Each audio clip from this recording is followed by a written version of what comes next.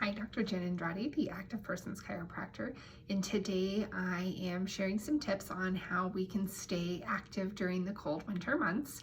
As it gets colder and we have less light out, a lot of people are less inclined to go outside to get activity in. So I wanted to share some ways that we can be more active during the winter when people tend to move less and be more sedentary. First of all, let's talk about why it's important. Why is activity and movement important? So one of the biggest reasons that I see for patients is that it actually helps to maintain joint health. So your joints actually crave healthy movement to stay healthy. So moving your body regularly, ideally daily, is one of the best ways to do that. It also has mental health benefits. It has cardiovascular health benefits as well.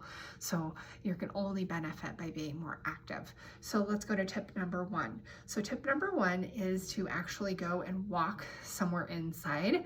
Oftentimes this can be a mall. So rather than just going and browsing leisurely, you can go and do some laps around the mall. I know there's some really good malls around here that my husband and I do that during the winter time when we're less likely to want to go outside and walk.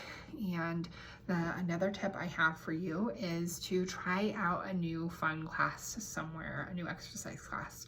So maybe you've been wanting to try yoga, or you've been wanting to try a Zumba class or a weightlifting class, whatever that is. So it's a great time to try something new and have some other people there to encourage you and to make it a little bit more fun and novel.